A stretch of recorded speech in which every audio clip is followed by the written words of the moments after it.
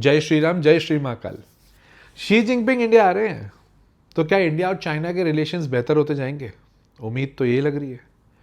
India में सितंबर में BRICS की समिट होने वाली है और वो ब्रिक्स की समिट में चाइना की तरफ से 400 लोगों का जत्था, मतलब 400 लोगों का डेलीगेट आने वाला है और उसमें शी जिनपिंग भी आने की उम्मीद दिख रही है। 2020 में जो गावलान बॉर्डर पे जो पंगा हुआ था, उसके बाद में इंडिया के रिलेशंस चाइना के साथ में काफ़ी गड़बड़ हुए थे और अब टोटल मिला के अगर आप देखोगे 7 साल बाद आएंगे शी जिनपिंग, अगर आए तो।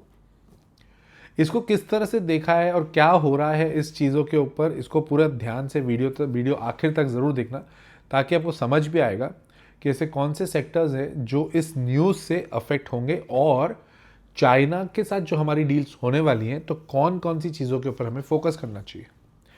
इसके अलावा अगर आप मेरा एक्सक्लूसिव कंटेंट देखना चाहते हैं तो इस वीडियो के नीचे ज्वाइन का बटन है, ज्वाइन का बटन दबा दीजिए यार और एक्सक्लूसिव ग्रुप का पार्ट बन जाइए, जहां पर एक ही फंडा है, यू कमेंट आई मेक।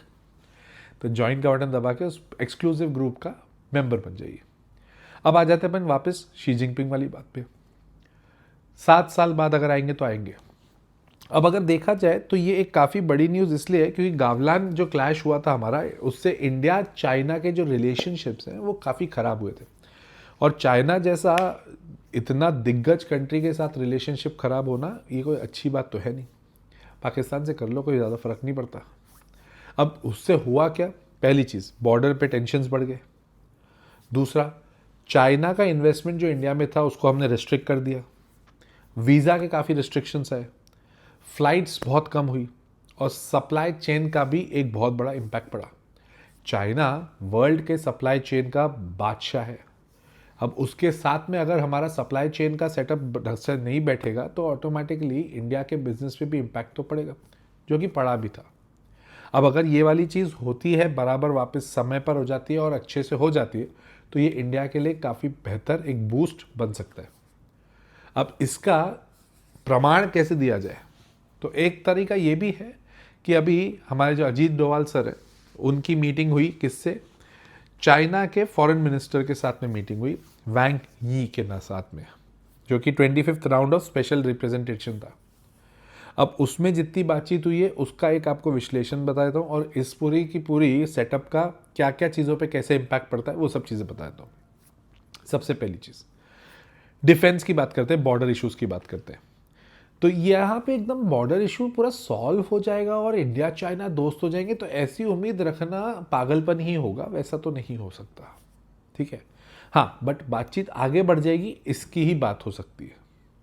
क्यों? क्योंकि लेटेस्ट एग्रीमेंट के हिसाब से इंडिया ने चाइना के साथ और चाइना ने इंडिया के साथ जो किया है उसके हिसाब से LAC, जैसे LOC पाकिस्तान के साथ है, चाइना के साथ उसी एरिया में LAC है, वहाँ पे पीस रहे ऐसी बातचीत करी हुई है, एग्रीमेंट में ऐसा किया हुआ है। उसके अलावा बाउंड्री सेटलमेंट के ऊपर हम लोग नेगोशिएशंस करते रहेंगे, क्योंकि वैसा नहीं है कि जो तुमने बोला हम मान लेंगे, तो नेगोशिएशंस चलेंगे और मिलिट्री कम्युनिकेशन में हम थोड़ा सा बेहतर करेंगे। ये सारे पॉइंट्स एक्चुअली काफ़ी पॉजिटिव है। ये इंडिया की इकोनॉमी को कैसे इम्पैक्ट करता है इसको ध्यान से सुनना। अगर बॉर्डर टेंशंस रिमेन करते, मतलब रहते हैं, तो ऑटोमेटिकली अनसर्टेनिटी होती है, बट अगर ये कंट्रोल में आ जाए तो इंडिया ग्रेजुअली कंफर्टेबल होगा चाइना के इन्वेस्टमेंट से, मैन्युफैक्चरिंग में, क्योंकि चाइना से हम लोग बहुत कॉम्पोनेंट्स बुलाते हैं। तुम कितना भी दिवाली के टाइम पर बोल दो कि हम चाइनीज़ प्रोडक्ट्स यूज़ नहीं करेंगे, ऐसा होता नहीं है। बहुत सारी चीज़ों में हम चाइना के ऊपर डिपेंडेंट हैं, मान लो। उसके अलावा सप्लाई चेन डिस्टर्ब जो हो चुका था वो बेहतर होते लगेगा, साथ ही साथ टेक्नोलॉजी बढ़ेगी, ट्रेड बढ़ेगा। दूसरा इम्पैक्ट जो मुझे बहुत इंपॉर्टेंट लगता है वो ये है कि इंडिया का जो ट्रेड है वो डेफिसिट बढ़ के 112.16 बिलियन डॉलर्स पहुंच चुका है। ट्रेड डेफिसिट का मतलब ये होता है, आपने और मैंने एक दूसरे के साथ ट्रेड किया, तो ट्रेड कैसे करेंगे भाई? मैंने आपको कुछ माल बेचा, आपने मेरे को कुछ माल बेचा, है ना? तो इंडिया अगर माल बेचता है चाइना को और जो चाइना से खरीद रहा है, तो अगर ज़्यादा खरीद रहा है तो हम डेफिसिट में है। 112 बिलियन डॉलर्स का डेफिसिट है हमारे पास में चाइना के साथ ट्रेड का, मतलब हम उससे 112 बिलियन डॉलर्स का ज़्यादा माल मंगाते हैं जितना हम उसको देते हैं। अब इसमें मेनली आता क्या है? Machines, electronics, computers, integrated circuits, telecom equipments, lithium ion batteries, fertilizers, chemicals, components. इतनी सारी चीज़ें आप जब चाइना से मंगाते हो तो हम ये तो कर ही नहीं सकते कि चाइना से रिलेशन ख़राब हो। अब ख़राब तो थे, जिसके कारण काफ़ी चीज़ें हिट हुई, तो अब बेहतर करने की कोशिश चल रही है। लेट्स सी, अगर हो जाए तो बहुत बढ़िया। तीसरा, चाइना का इन्वेस्टमेंट इंडिया में $500 मिलियन का इन्वेस्टमेंट्स की बात चल रही थी और अभी तक वो चल ही रही है और वो हो भी हुई, उम्मीद भी है कि चल जाएगी। और अगर वैसा होता है तो क्या ये इंडियन मार्केट के लिए एक अलग से बूस्ट माना जाएगा? Answer is yes. और इसके अलावा जो हमारा फ्लाइट्स का कम्युनिकेशन है, जो इधर से उधर, उधर से इधर आने वाले जो लोग हैं, फ्लाइट्स कम हो गई थी, वो तो कोविड के टाइम पर ही कम कर दी थी, क्योंकि कोविड के टाइम पर ही हुआ ये था कि जो हम बोल रहे थे कि कोविड के टाइम से कोविड आया कहाँ से, और उसके चक्कर में काफ़ी कम हो गया था। अब ये कम होने के बाद में बढ़ा ही नहीं, इनफैक्ट जो गावलान इशू हुआ था उसके बाद में हमने और कम ही कर दिया था। तो चाइना से हमारा इसमें भी पंगा चल रहा था। अगर ये चीज़ सॉल्व होती है, चाइना के इंडिया से रिलेशन बेहतर होते हैं, तो फ्लाइट्स बढ़ेंगी, वीज़ाज ओके होंगे, मतलब बहुत ज़्यादा टफ नहीं होंगे, लोग पीपल टू पीपल जो कनेक्शन है वो बढ़ेगा, और कैलाश मानसरोवर पिलग्रिमेज जो हमारे लिए बहुत इम्पोर्टेंट होता है, वहाँ पर भी हमारा एक्सेस थोड़ा बढ़ जाएगा। तो ये 4 पॉइंट से जो मुझे लगता है इसका इम्पैक्ट बहुत अच्छा पड़ना चाहिए, दिख तो रहा है कि हो जाएगा। तो कौन से सेक्टर्स पे पॉजिटिव इम्पैक्ट पड़ेगा? सबसे पहले पड़ेगा सेमीकंडक्टर्स। देखो, सेमीकंडक्टर्स में और इलेक्ट्रॉनिक कंपोनेंट्स में ये दो धारी तलवार है। अब दो धारी तलवार कैसे? हमें इंडिया में मैन्युफैक्चर करने के लिए चाइना के कंपोनेंट्स लगेंगे, मानो या मत मानो, लगेंगे तो लगेंगे। इंडिया की मैन्युफैक्चरिंग को स्विफ्ट करने के लिए आपको चाइना से कंपोनेंट्स चाहिए ही चाहिए, ठीक है? तो अगर इंडिया और चाइना के रिलेशंस अच्छे होते हैं तो ऑटोमेटिकली हमारे पास सप्लाई अच्छा आएगा, और सप्लाई अगर अच्छा आया तो ऑटोमेटिकली अच्छी बात है, हमारा मैन्युफैक्चरिंग बूस्ट होगा। दूसरे एंगल से अगर मैं इसको देखूं, तो अगर चाइना को तुमने अलाउ कर दिया इंडिया में वापस आने के लिए, तो भाई चाइना के प्रोडक्ट इंडिया के प्रोडक्ट से बेहतर भी हैं, सस्ते भी हैं, तो कंपटीशन का थ्रेट बढ़ेगा। बट सेमीकंडक्टर के लिए, बिकॉज इंडिया बना रहा है सेमीकंडक्टर, वर्ल्ड में अथाह डिमांड हो रही है सेमीकंडक्टर्स की, तो सेमीकंडक्टर कंपनियों के ऊपर एक बार नज़र बनाए रखना, जिसमें केन्स आ गया, सीजी पावर आ गया, और इसमें इनफैक्ट हम लोग डिक्सन टेक्नोलॉजीज को भी इंक्लूड करना चाहिए।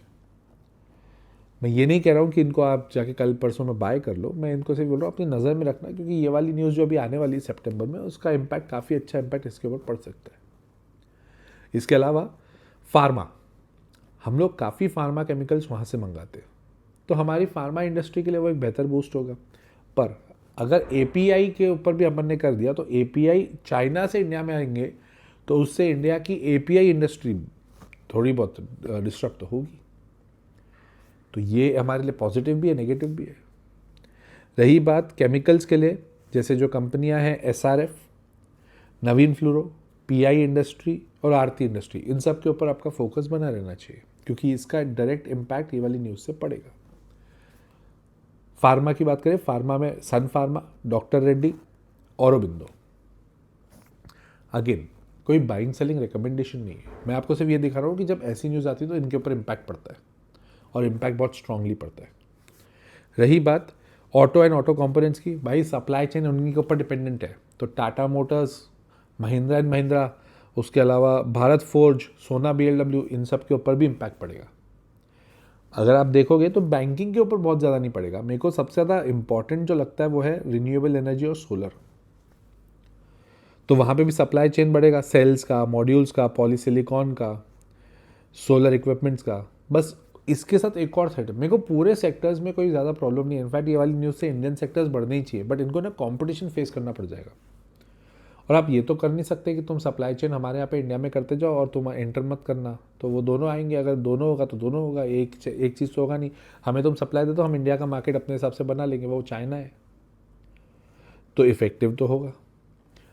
पर डिफेंस सेक्टर के ऊपर थोड़ी खासा नज़र बनाए रखना। क्यों? क्योंकि डिफेंस सेक्टर, देखो इंडिया के जो डिफेंस सेक्टर है वो चाइना से तो डिफेंस के इक्विपमेंट्स खरीदेगा नहीं, वो खरीदेगा तो इंडियन कंपनीज से, और इंडियन कंपनीज को डिफेंस के प्रोडक्ट्स बनाने के लिए क्या चाहिए, कंपोनेंट्स, मशीन्स, वो कहाँ से आएगी, चाइना से।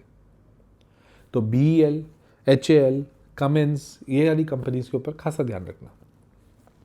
तो ये जो न्यूज़ है ये नेगेटिव भी है और पॉजिटिव भी है, बट प्राइमरली अगर आप मेरे से पूछोगे तो ज़्यादा पॉजिटिव है। इससे मार्केट को बूस्ट ही मिल रहा है, कोई मार्केट ख़राब नहीं होगा इससे, ठीक है। मैं स्टॉक मार्केट की बात कर रहा हूँ।